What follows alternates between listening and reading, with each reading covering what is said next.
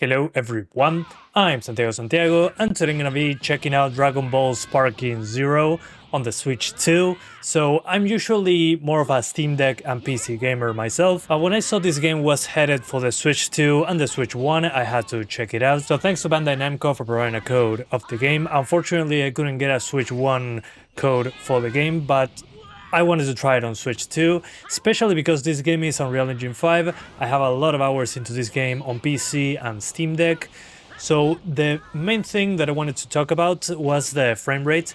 The frame rate, unfortunately, on the Switch 2 is locked to 30 FPS, and you might say, oh, whatever, it's a UE5 game, who cares? Well, the Steam Deck actually, with obviously a lower resolution than this, is able to hit 50 to 60 with drops into the 30 when effects show up. So I wanted to be 100% sure that it wasn't just my eyes deceiving me, and with the FPS test I was basically at 30 FPS.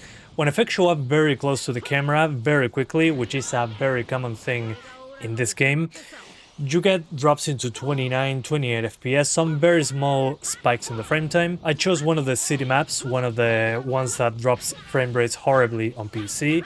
And what I noticed is very similar to the medium to low setting on PC. When it comes to shadows, they're not turned off like on Switch 1. On Switch 2, there's very poor shadow draw distance, so you can see the shadows popping in and out. But at a close range, there is shadows, which is good enough, I guess. When it comes to resolution, on a big screen, like you're seeing right now, I plugged it into my capture card. But again, that's basically the docked version, because that's when I can capture using my capture card. On handheld mode, the resolution was pretty good as well. I'm pretty sure the resolution in handheld is pretty similar. But again, in my opinion, it doesn't make sense that this is 30 FPS. I think the Switch 2 hardware can do way better than that. I think they were just lazy with the port. Probably they were making the Switch 1 version that doesn't have shadows, but again, the fact that it runs on Switch 1 is mind-blowing, but I'm guessing they didn't have a lot of time to port it to Switch 2. Again, very lazy way to do it, especially considering that there's things like DLSS that work pretty well on other Switch games. And let's be honest, the Switch 2 is more powerful than the Steam Deck. I'm going to show you how it looks like and how it runs on Steam Deck in a moment, but basically the Steam Deck came out in 2022 and we're almost at 2026, and the Switch 2 came out less than a year ago, so that should tell you something.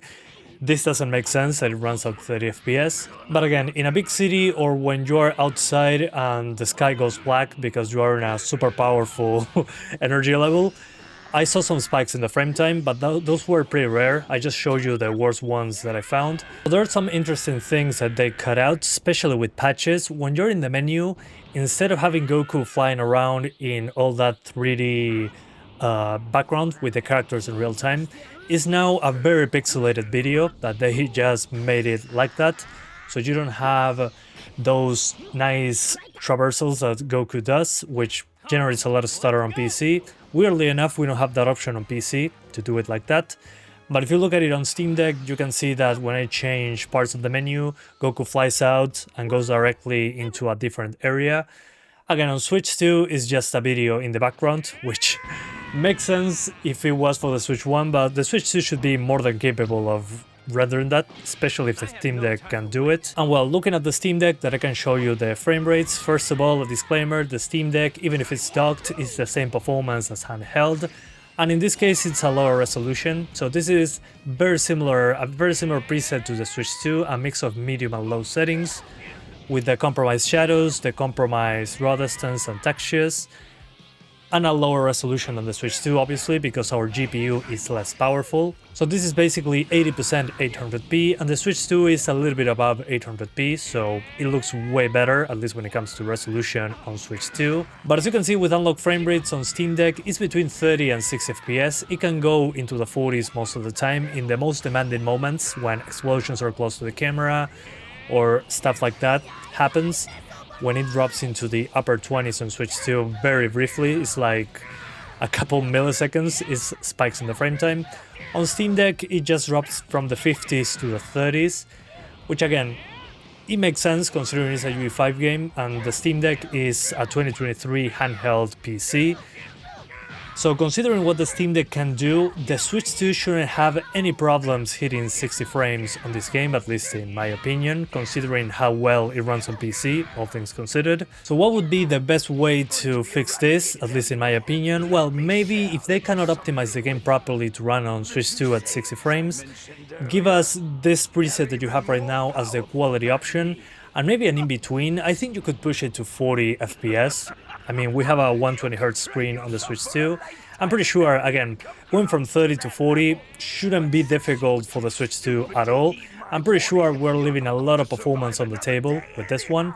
Again, we're talking about a 3-year-old handheld PC versus the Switch 2, which, again, Switch 2 is more powerful, obviously, and it has those advantages of having a better upscaler with DLSS. So again, I think the best thing that they could do on a patch is add a performance mode, and that performance mode, instead of being locked 30s, put it at 40, or even better, maybe put the Switch 1 version that looks way worse as the 60 FPS mode, and I think they should do it just fine.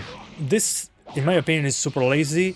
Probably the dev kits arrived later and they wanted to release the game at the same time on both platforms. So yeah, my thoughts is the game is playable, but it shouldn't be 30 FPS. It feels very jarring even on the smaller screen on the Switch 2. And I think, again, they're leaving a lot of performance on the table. At least put a 40 FPS cap mode or something, considering we have a 120Hz display there. Come on, just put some effort into it, please. But that's it for now. Thank you guys so much for watching this video. I hope you enjoyed it as much as I did taking a look at a Switch 2 video. I'm going to soon check out Chronos The New Dawn on Switch versus Steam Deck as well. Again, I think this is lazy and embarrassing. So thanks for watching and I'll see ya next time. Bye guys. Piccolo's gone. なんだその面は気に入らねえな。許さんぞ貴様ら以上だ。8000以上。そりゃ間違いだぞ。捕らえた。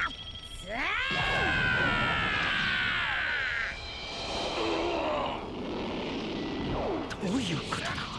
カカロットのやつ